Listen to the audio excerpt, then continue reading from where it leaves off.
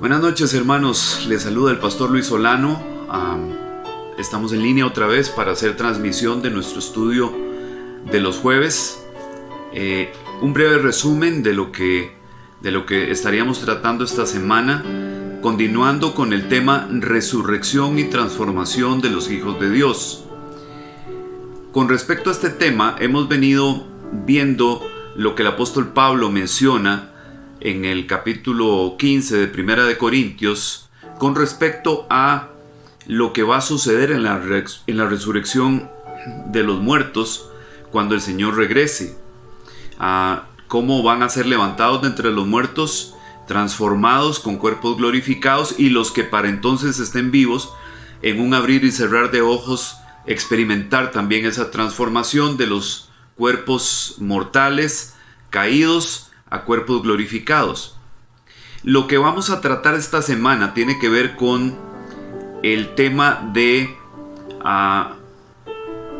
qué forma nosotros podemos estar seguros que hasta el día de hoy no ha ascendido al cielo ninguna persona. O sea, ¿cómo es que podemos nosotros tener esta certeza con respecto a esto? Bien, en el Evangelio de Juan, en el capítulo 3 y el versículo 13, Jesús, conversando con Nicodemo, le hace una observación con respecto a esto que vale la pena que nosotros consideremos. Estamos hablando de palabras directas del Hijo de Dios con respecto a esto. Dice el Evangelio de Juan en el capítulo 13 y el versículo 13: nadie ha subido al cielo, sino el que bajó del cielo, es decir, el Hijo del Hombre que está en el cielo.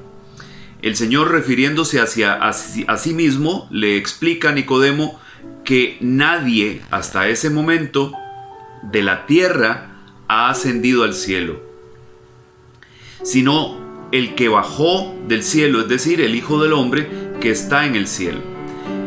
Claramente detalla que desde la perspectiva, desde el conocimiento del Señor Jesús, hasta ese momento no había nadie que hubiera ascendido al cielo. Ahora, entonces, ¿cómo explicamos nosotros, por ejemplo, el caso de Enoc? En el libro de Génesis, en el capítulo 5 y el versículo 24, dice lo siguiente con respecto a Enoc: y Enoc anduvo con Dios y desapareció porque Dios se lo llevó. Interesante esta observación, esto que está registrado en el libro de Génesis con respecto a Enoc. Dice que Enoc vivió 365 años, y después de esto en el versículo 23 y en el versículo 24 dice: anduvo con Dios y desapareció porque Dios se lo llevó.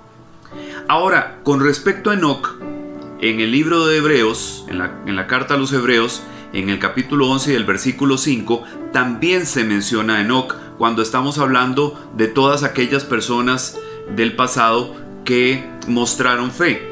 Con respecto a Enoc dice Hebreos 11:5: por la fe, Enoc fue trasladado al cielo para que no viera muerte, y no fue hallado porque Dios lo trasladó, porque antes de ser trasladado recibió testimonio de haber agradado a Dios. Ahora, esta versión que estamos leyendo habla directamente de que es la Biblia de las Américas, habla directamente de el cielo. Pero ¿qué es lo que dice, por ejemplo, la versión Reina Valera 60, que es una de las Biblias más ampliamente usada por el pueblo cristiano evangélico en Latinoamérica? Reina Valera 60, en Hebreos 11:5, dice lo siguiente: por la fe, Enoc fue traspuesto para no ver muerte, y no fue hallado porque lo traspuso Dios, y antes que fuese traspuesto tuvo testimonio de haber agradado a Dios. Traspuesto dice, y no habla del cielo. Si recordamos bien, la versión anterior que leímos dice: por la fe Enoc fue trasladado al cielo para que no hubiera muerte. Sin embargo, Reina Valera 60 no habla del cielo. Acá tengo la porción de Hebreos 11:5 en el interlineal griego-español, la versión de Nestlé Aland. Y voy a leer un poquito qué es lo que dice. Lógicamente no es entendible porque es una traducción palabra por palabra de lo que dice el griego, pero para que ustedes más o menos se den una idea de qué es lo que originalmente en griego decía. Dice: a confianza Enoc fue transferido para de él no ver muerte, y no tuvo o no estaba siendo hallado porque transfirió a él el Dios, o sea, Dios lo transfirió a él antes, porque de la transferencia le ha sido dado testimonio haber agradado bien a el Dios. Ok, tratando de interpretar un poco lo que dice aquí. Dice que Dios lo transfirió para que no viera muerte. De acuerdo con el diccionario Strong con respecto a esta palabra de ver, dice percibir la muerte. Entonces, perfectamente bien lo que estamos nosotros en este momento viendo en este pasaje es que lo que hace Dios con Enoc es que lo exonera, por decirlo así, o lo pasa directamente a ese estado de inconsciencia de la muerte sin que él tenga conciencia de esa experiencia de la muerte. O sea, lo que está haciendo Dios con Enoc es librándolo, por decirlo así, de la percepción acerca de la muerte, de percibir exactamente el momento de la muerte. Él no lo hace pasar por esa experiencia de percibir el momento de la muerte, sino que lo traslada directamente a un estado de inconsciencia, a ese sueño profundo de la muerte, como lo hemos venido estudiando. Ahora, Hebreos 11:5 se nos dice que no fue traspuesto. La misma palabra griega, esta misma palabra griega, traducida como fue traspuesto, se usa también en referencia a los restos del patriarca Jacob y sus hijos que fueron trasladados desde Egipto hasta la tierra de Canaán, donde finalmente fueron sepultados. Ok, lo que significa o lo que quiere decir esto es que exactamente esa misma palabra, la misma que está siendo usada aquí en el libro, en la carta a los Hebreos, es la misma palabra que se usa en Hechos capítulo 7 y los versículos 15 al 17. Dice: así descendió Jacob a Egipto, donde murió él y también nuestros padres, o sea, los descendientes de Jacob, las tribus, las 12 tribus originales de Jacob, de Israel. Dice: los cuales fueron trasladados a Siquem y puestos en el sepulcro que a precio de dinero compró Abraham de los hijos de Hamor en Siquem. Entonces, la idea que nosotros tenemos de esta palabra en particular, que se usa para traspuesto o trasladado, es que Dios directamente moviliza o hace pasar a Enoc de la condición de vida a la condición de muerte sin que él perciba la experiencia de la muerte en forma directa, porque había agradado a Dios y Dios quería privilegiarlo de alguna manera con que él pudiera no experimentar ese trance de la muerte específicamente. Bien, tenemos otro caso, tenemos otro ejemplo acá, el ejemplo de Moisés. Dice: y allí murió Moisés, Deuteronomio capítulo 34, versículos 5 y 6 dice: y allí murió Moisés, siervo del Señor, en la tierra de Moab, conforme a la palabra del Señor. Y él lo enterró en el valle, en la tierra de Moab, frente a Bet Peor, pero nadie sabe hasta hoy el lugar de su sepultura. Entonces, nosotros no podríamos decir, digamos en el caso de Moisés, que Moisés fue trasladado al cielo, porque lo que está indicando aquí claramente es que lo que hace Dios con Moisés es enterrarlo, o sea, disponer del cuerpo de Moisés porque el Señor sabía que el pueblo de Israel era un pueblo bastante idólatra, que tenía a Moisés ubicado en una posición demasiado excelsa, y que probablemente el pueblo de Moisés, con el cuerpo de Moisés y con la experiencia que tenían algunos de ellos que habían estado en Egipto durante todo ese tiempo, en embalsamamiento, probablemente hubieran querido embalsamar el cuerpo de Moisés y utilizarlo para alguna especie de adoración o de ritos idolátricos que a Dios no le hubieran agradado. Tenemos un caso más, el caso de Elías, ¿ok? Dice en segundo libro de Reyes, en el capítulo 2 y el verso 11, lo siguiente: y aconteció que mientras ellos iban andando y hablando, he aquí apareció un carro de fuego y caballos de fuego que separó a los dos. Y Elías subió al cielo en un torbellino. Ok, este pasaje directamente dice que Elías subió al cielo. Sin embargo, nosotros tenemos que tener claro que la Biblia describe tres lugares, tres ubicaciones de la misma forma, con el mismo nombre. A las tres les llama cielo. La morada de Dios, que es esa región espiritual donde nosotros entendemos que reside el Señor. Es el lugar al que dice Pablo haber subido en una visión.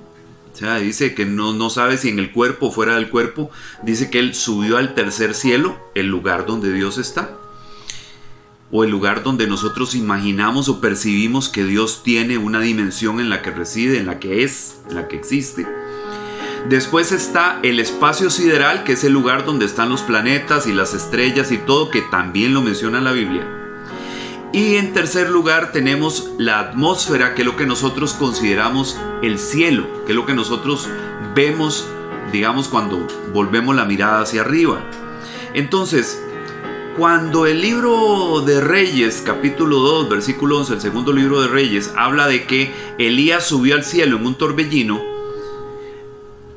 pareciera estar indicando que lo que está sucediendo con Elías es que en un torbellino, en un tornado, o sea, Elías es ascendido hasta el cielo y de ahí desaparece y Eliseo deja de verlo. Recordemos que Elías está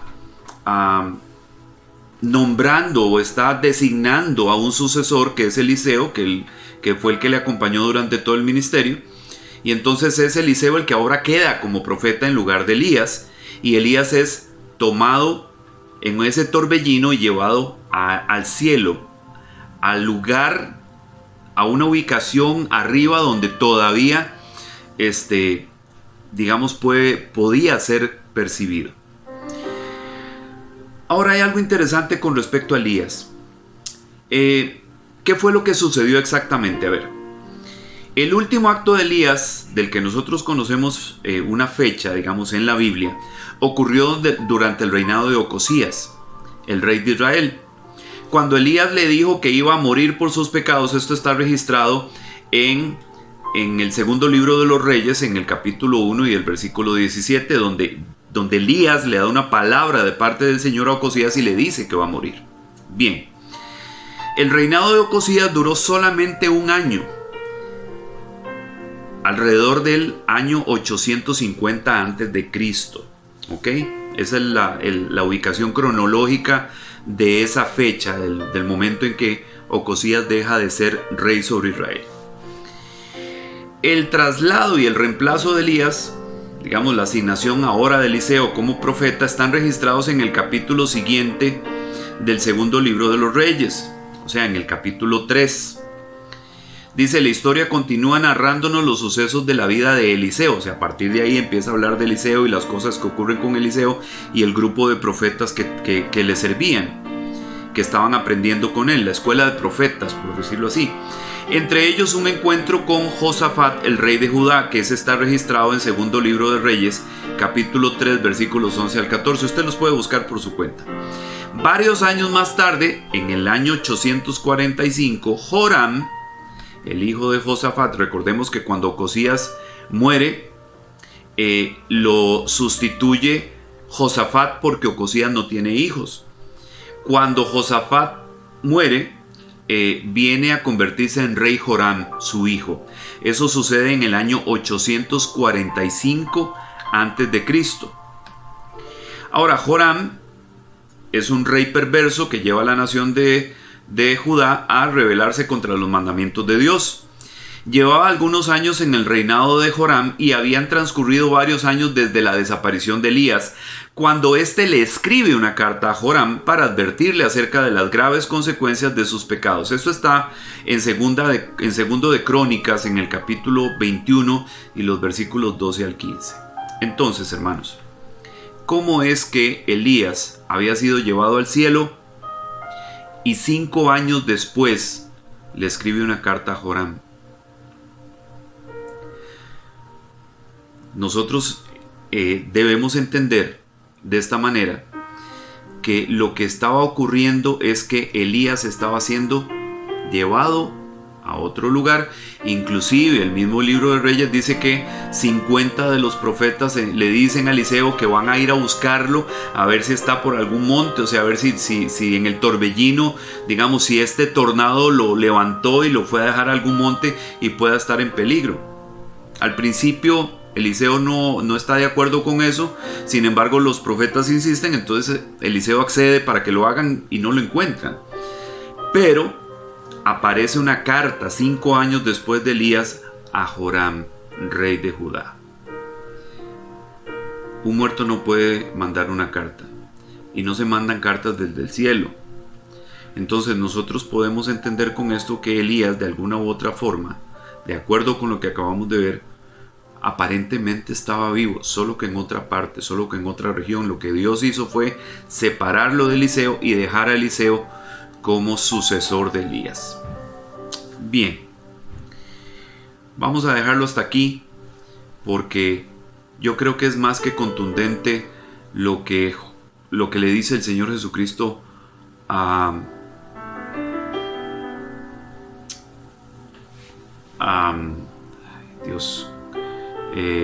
Nicodemo en Juan 3:13, donde le dice: nadie ha ascendido al cielo, solo el Hijo del Hombre que ha descendido del cielo. Entonces, si nadie ha ascendido al cielo, si Enoc no subió al cielo, si Moisés no subió al cielo y si Elías no subió al cielo, ¿qué es lo que ocurre realmente en esta transformación cuando venga el Señor y a la final trompeta sean resucitados los hijos de Dios? Eso lo estaremos viendo la próxima semana, hermanos. Que Dios les bendiga. Nos vemos, si el Señor lo permite, de esta misma manera el próximo jueves. Bendiciones, hermanos. Que Dios les bendiga a todos.